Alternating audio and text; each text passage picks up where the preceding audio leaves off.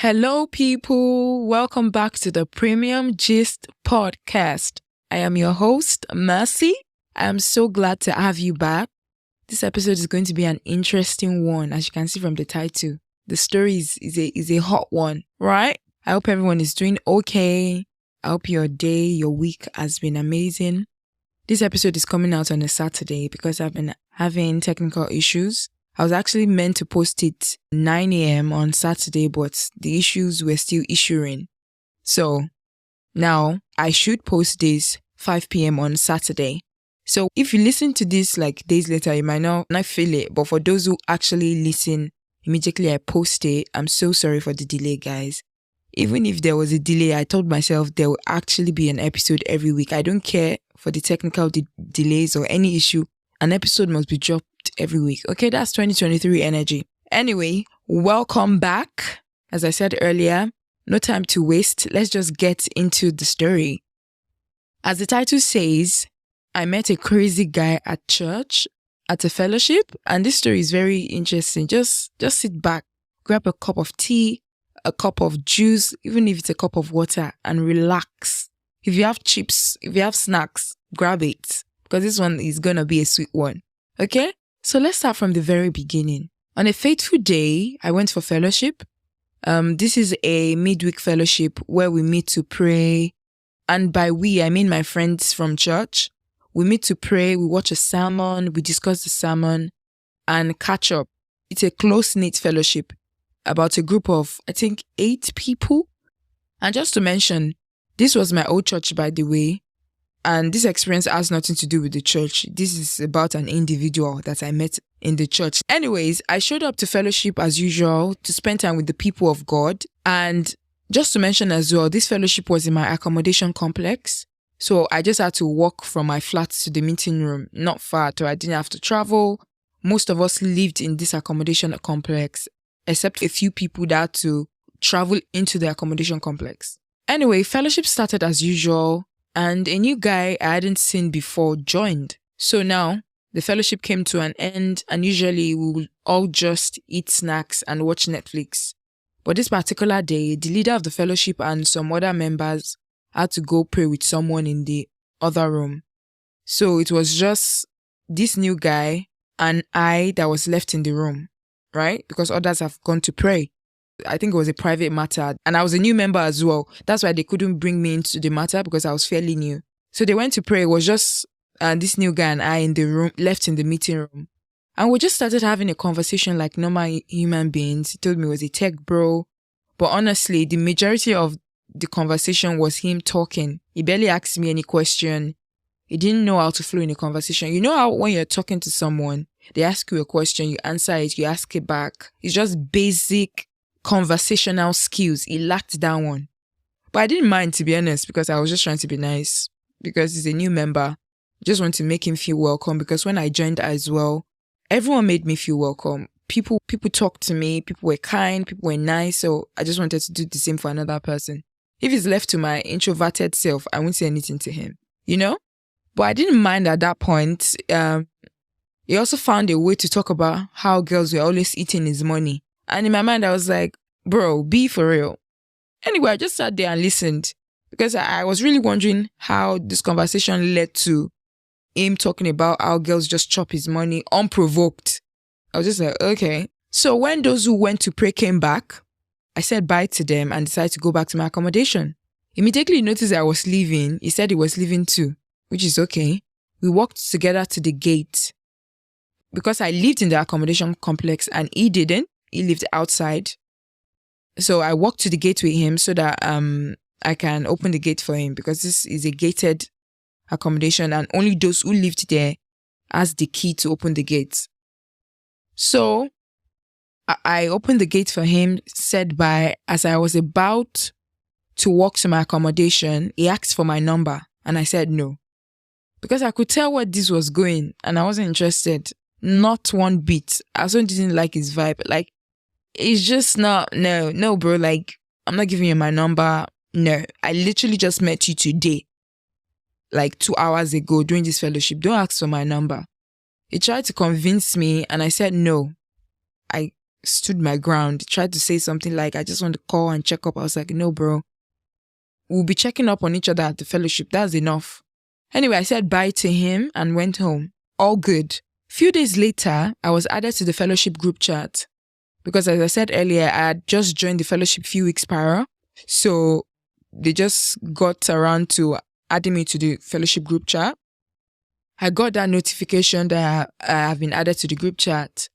And immediately, I received a WhatsApp message from an unsaved number saying, oh, finally, I have your number. I checked it. I got it from the group chat. And I was like, who is this? Then I discovered it was that new guy from the fellowship. I didn't respond and he called me immediately, which I didn't pick up as well because I was at a concert and I was just not attending the concert. I was singing as well. I was singing at the concert. I texted him and said I couldn't talk right now, that I would speak to him later. And that was cool. This was a Friday, by the way. This was a Friday. On Sunday morning, a few days later, I was at church. It was about 20 minutes before service started. And I was just chilling around the church with my friends. And this guy called me again. I saw the call, didn't want to pick up. I was like, oh, this guy. But I was like, okay, church member, can't be bad. I picked up anyway. Because even though my spirit was not agreeing with this guy, for some reason, he has not done anything wrong to me. We are still brothers and sisters in Christ, very much church members, even though we attended different branches of the church. Anyways, I picked up and I was like, hi, how are you? How's your week been? Are you okay? Are you at church? Blah, blah, blah, blah, blah. Immediately after that, this guy said, Mercy, on Thursday, I will come to your house, cook me pounded yam and egusi soup. Like for real. This is our first phone call. I only met him few days ago. He could even barely say, how are you? Like the pleasantries were not up to like a minute. And it just jumped to command him to cook egusi soup and pounded yam for him. I actually laugh in Spanish. I laugh in Korea. I laugh in Swahili. I laughed so much because I thought he was joking and I was just carrying on the banter. I thought it was just banter. But then he was like, no, I'm serious. I'm going to come to your house on Thursday before the fellowship and you're going to cook me pounded yam and egusi soup. I was like, wait, are you serious for real? He's like, yeah, I mean it. I'm not joking. I cook me egusi soup. I told him that unfortunately, I won't be able to cook that pounded yam for him and egusi soup for him. That it's not going to happen. Like, what is this? And he couldn't believe it. He was legit so shocked that I said no. He told me that he was very disappointed that he has not eaten a Nigerian meal since he came to the UK. And in my mind, I was like, so how's that my problem? It's not like we are friends. Like, we are literally not friends. We are not G's. Like, we are not cool like that. Do you get? What do you mean?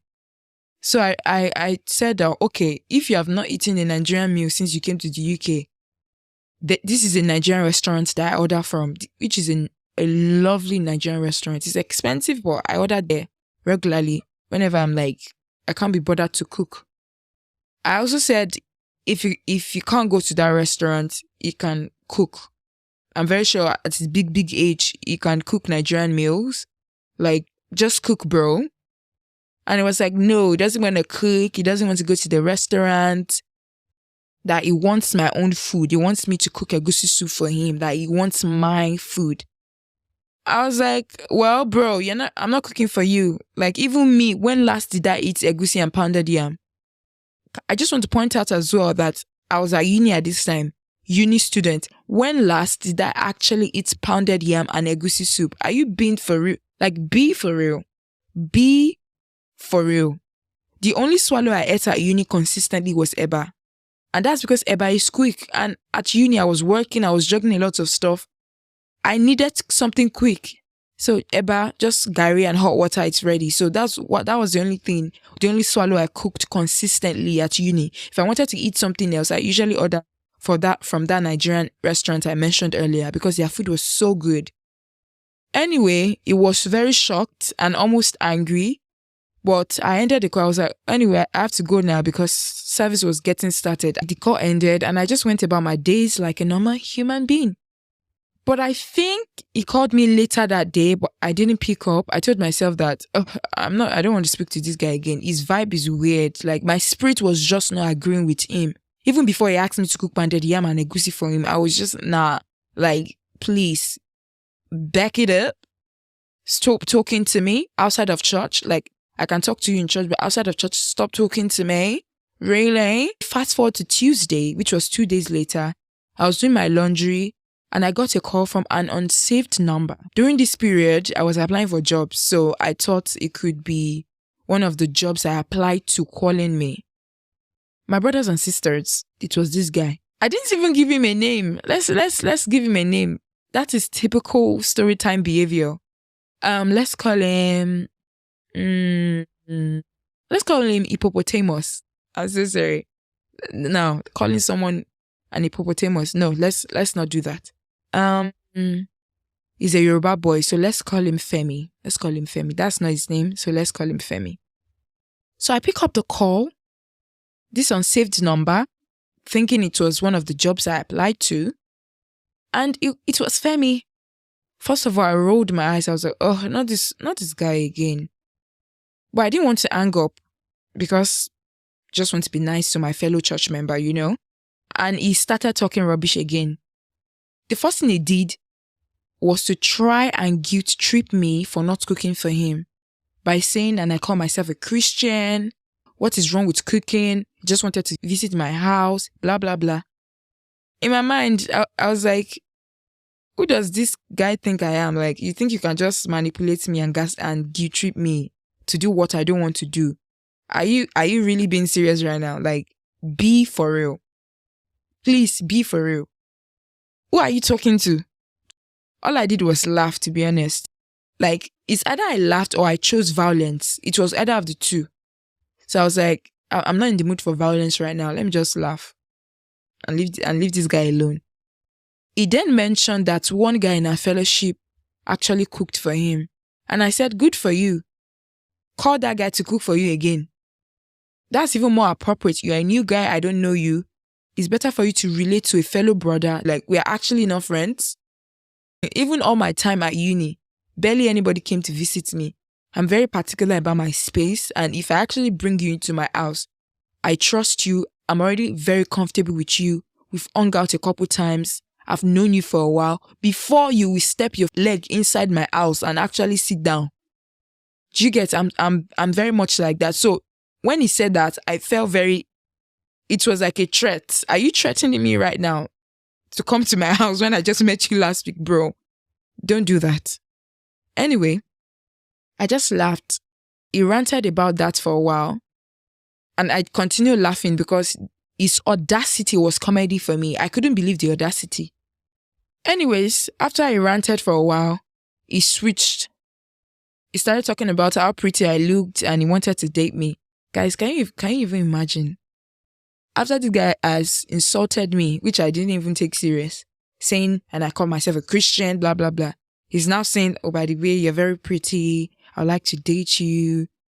In my mind, I was like, is this guy okay? Is everything okay? Like, I couldn't believe it. Anyway, he said he wanted to date me. I immediately said no. I wasn't interested. He said, oh, we can still be friends, you know. When I get to know him, I will like him, blah, blah, blah. I still said no. He tried to convince me. I still said no. And is it just me? When I tell men no and they try again, it actually gets on my nerves. Like I am a grown woman. I looked at you, assessed you, I looked at your values, and I came to a conclusion that I am not interested in you. I communicated that, and you're not taking it seriously. You think, oh, don't worry, she's just talking rubbish. I will change her mind. I find it very rude and disrespectful. Are you telling me that I don't know what I'm saying?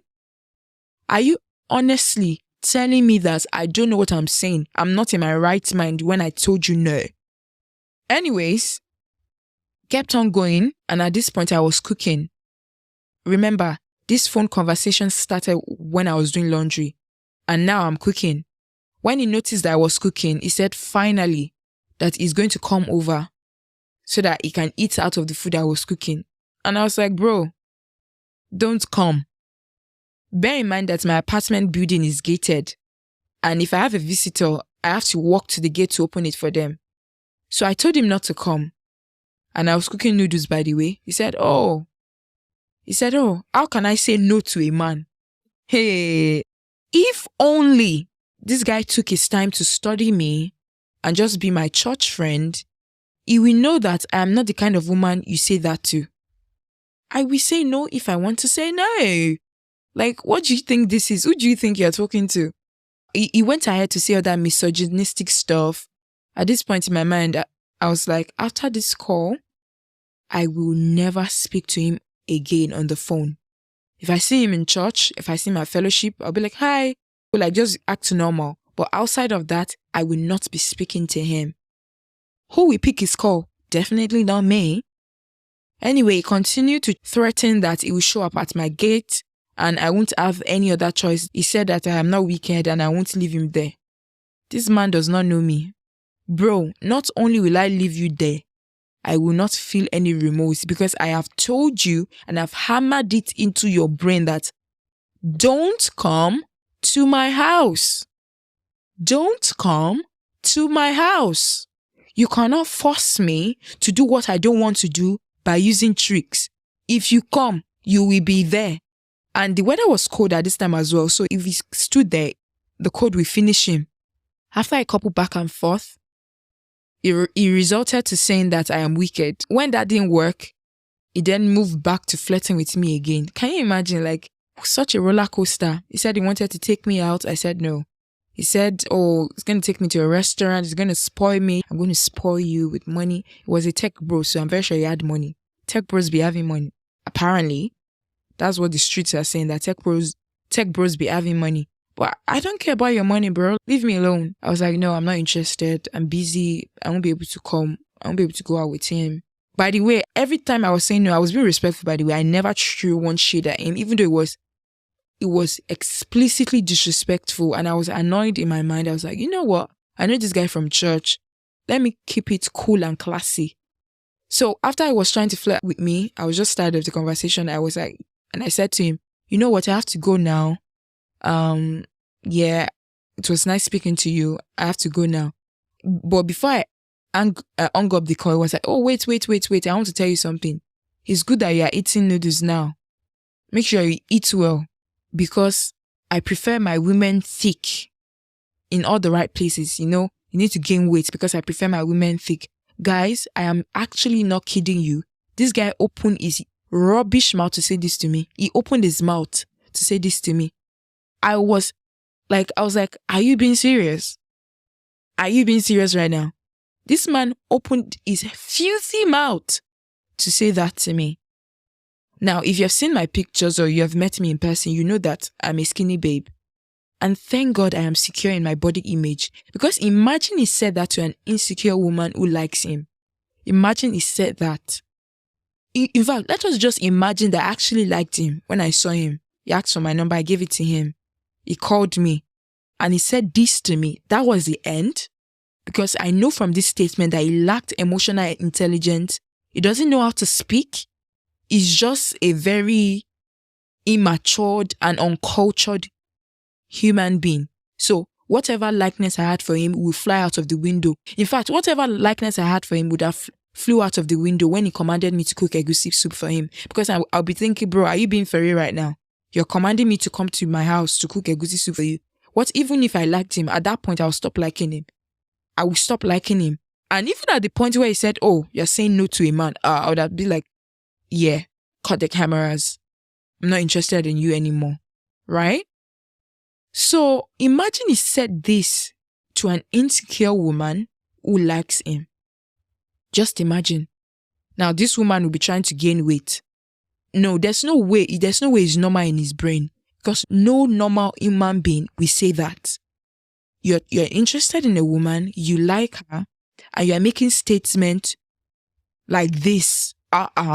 It has to be ego and shayo. It has to be marijuana that he's smoking for him to say such, because nobody in their right mind will say such thing. So when he said that, I hung up the call and I vowed never to speak to him again. I will never understand why people go out of their way to date people that are not their type. It will always shock me. You prefer women that are slim. Stay single till you meet a woman that is your type. You prefer women that are thick. Stay single till you meet a woman that is thick. Now, this doesn't only even apply to physical attributes. It applies to values as well. You prefer women or men that have certain values. Don't go and date someone that clearly has the opposite of those values and try to change them. Is everything okay with you? God has created women in different sizes, shapes, color, and aesthetic. Beautiful, gorgeous, thick women. Even in our church, you could easily find a thick woman in our church, but he came to me and he's saying rubbish. If not for the Holy Spirit in me that actually cautioned me throughout this phone call, I could have chosen violence. I could have said, well, I love my men taller than me as well. I'm about 5'5". I do 5'8" and above. But here you are. I am even taller than you. You are 5'3" at most. So please, maybe you should eat more or go do some surgery so that you can grow taller. I could have said this. So I could have said this to him. But I can't even say that because I personally do not shame people for their appearances. I genuinely, honestly, from the bottom of my heart, I genuinely think everyone is wonderfully made by God. And even though I find a certain type of look on men romantically or sexually attractive, I am not rude and disrespectful to the people who don't fit that aesthetic. I can even still think you're good looking, but I'm just not attracted to you. So because of that, I couldn't even choose violence. Because on a normal day, I will never shame a man that is 5'3". Because bro, you have to believe in your source. You have to believe that you're actually wonderfully made. Your value and your beauty is not determined by your height. Do you get? So I couldn't even choose violence. Anyway, I hung up the phone. And as I said earlier, I'm never going to speak to this crazy Femi guy again. He kept calling. I didn't pick up. I even changed his number to don't answer 1 and don't answer 2. Because remember, the 2 times he called me with 2 different numbers. That was why he could even speak to me the second time. Because he called me with an unsaved number. I should have blocked him, to be honest, but the fact that we attended the same church and fellowship deterred me. I was thinking, we are friends in church, so let me just ignore his messages and mute him, And now that I'm thinking about it, I shouldn't have let church deter me. I should have just blocked him, honestly. Anyway, many weeks go by now. I come home for summer from uni. And on this fateful day, I was on break at my summer job. I was really tired. I was having intense period cramps. I was in the worst mood ever. My phone rings now. It was an unsaved number. I picked it up because once again, I had applied to multiple jobs in the summer because I was thinking of changing my current summer job. So my current summer job at that time had me working 6 days a week and I was like, I can't do this anymore. I need to find another job. So because of that, I picked up the call and lo and behold, it was this crazy guy again. I sighed and responded. I was like, how are you? And he responded, regular pleasantries. He now said, I have missed you. When will I see my girlfriend? When will I see you now? You be my babe. Guys, I flipped. Immediately I heard that in my ears. I flipped and I was angry. I said, never in your life call me your girlfriend again. How many times have I told you that I am not interested? I went off on him, man. I went off on him. Remember, I was already in a bad mood. I think that's what triggered me as well. Maybe on a normal day, I wouldn't have reacted that way. But I was angry. And because I was angry, he got angry as well. And he started saying, what do you mean? Am I a beggar? Why are you talking to me that way? Am I a beggar? I'm an important person. This guy genuinely thinks this is about money. Like, are you being serious right now? I am not impressed by your freaking money. If I don't like everything else about you, why do you think I would like your money? Maybe if I liked everything about you, then I discover you have money, I'll be like, oh, he has money, so he's going to spend on me. But I already liked other things about you. I like your values. You're a child of God. You're respectful. You're kind to me. you just have all the other good qualities that your money is a bonus, right? So this guy was like, I'm not a beggar. I was just trying to take care of you. I was just trying to, in my mind I was like, bro, I can take care of myself. And my Heavenly Father takes care of me. What do you mean? He went off as he was talking. It was towards the end of my break. And so I was like, sorry, I'm so sorry. I have to go now. I don't have time for this conversation. I have to go. My break is almost ended. So I hung up the call. I was really angry. Anyway, I hung up the call, went about my day. But towards the evening, at the end of my shift, I started feeling bad for reacting that way. I felt that I could have handled the situation better and checked him gracefully. Which is interesting because this guy deserves dragging. But for some reason, my mind was like, you shouldn't have shouted at him. You should have kept it kind and classy. So I was like, oh. And that's so typical of me. Like, I always feel bad when I get angry at people or when I react. Even though if the person actually was wrong and did something wrong to me, I always feel like I have to react in a peaceful way. Maybe it's just the Christian in me or the Bible verse that's always saying, follow peace with all men. But honestly, I'm still trying to find a balance between allowing myself to get angry when people wrong me and also still following peace with all men. It's hard. But anyway, I felt bad. So I texted him and I apologized for shouting at him. I said, oh, I'm so sorry for shouting at you earlier. Didn't mean to be rude to you. And I kept it at that. Because I never apologized for what I said because I stood by that and I still stand by that till today. But I'll just apologize for shouting at him and that was the end. And immediately I archived his chat, muted his stories and that was it. At this point, I have 3 different numbers from him. I saved that third number as don't answer 3 as well. And that was it. I was never going to talk to him again. That was the last time. And I told myself, if an unsaved number calls me again and it was him, I'm going to hang up immediately. No stories. And that was it. That was the end. He kept calling me. Didn't pick up. I should have blocked him, to be honest. That is the end of the story. Moral lesson. Because I love to learn lessons from situations. Number 1, some men will always have audacity. Number 2, if I meet someone and for some reason my spirit is not agreeing with them, even if they have not done anything wrong, take it seriously and avoid them. Number 3, not all men you meet in church are actually normal. They may be spiritual, but lack common sense. Because this guy can quote scriptures, you know that, right? In some of our phone conversations, it was actually quoting scriptures. This guy can also listen to Joshua Selman like his life depended on it. His WhatsApp status is always Salmon and Joshua Selman. And I love Joshua Selman. He's a powerful man of God. A lot of his sermons have really, really transformed my life and helped me on my spiritual journey, right? But this guy, even with his Joshua Selman sermon, and it's with his scriptures, and it's with his speaking in tongues, he had 0 sense, 0 emotional maturity and intelligence. 0. It's shocking to say the least. I had never had something like this in my life, so it was really shocking to me. Anyway, that is the story. If you have an interesting and crazy story like this, please share it with me. I would like to read them and react to them. There's a link to submit your response in the description box of this episode. It's a Google form.